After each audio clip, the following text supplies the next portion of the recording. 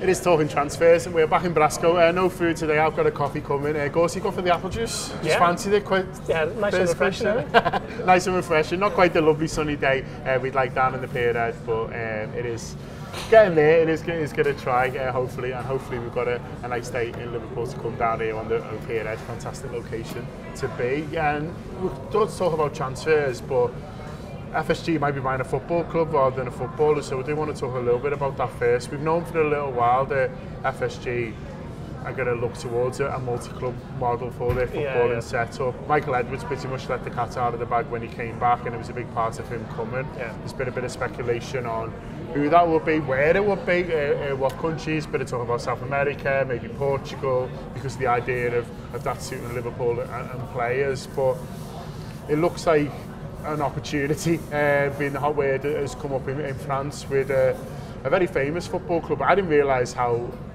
tough they've had it recently. They're in severe financial trouble. They're in the second tier, potentially dropping down on the third, and it looks like FSG have thought, well, maybe this is a good one for us to build back up. Yeah, there are a number of things that kind of echo the way they took over Liverpool in 2010. You know, I think you'd call it a distressed asset, you know, given Bordeaux's size in France, but like you said, they've fallen on hard times last few years. They got relegated a couple of years back, I think, and having all sorts of financial problems. So FSG perhaps see that, like we say, as an opportunity to come in and sort of add that to the stable. We know that Michael Edwards was brought in not necessarily under the Liverpool banner, but under the Fenway banner of he's their CEO of football, if you like, and Julian Ward came back as their technical director, Pedro Marquez as elite football development, I think, something like that, and Hans later as well, the goalkeeping coach, who were all under the FSG banner as opposed to being Liverpool employees. So I think that's a key distinction, which suggested, like we already knew, that they were going to target the sort of multi-club model.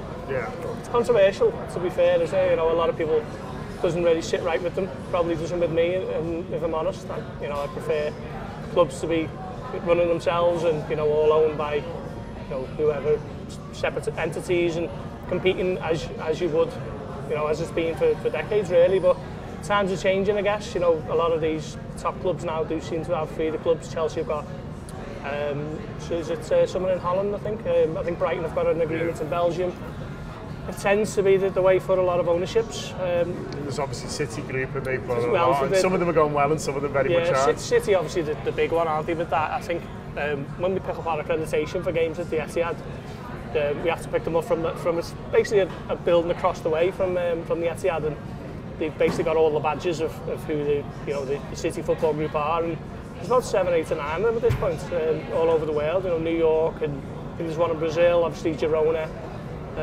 So it seems to be the way these owners of huge clubs like to operate, and sort of condenses the markets, doesn't it? Makes it easier to get players when they're on the way up, I guess. But yeah, it's a controversial one, but something that FSG clearly feel is going to be of benefit in the long run, and yeah, Bordeaux are in the sights.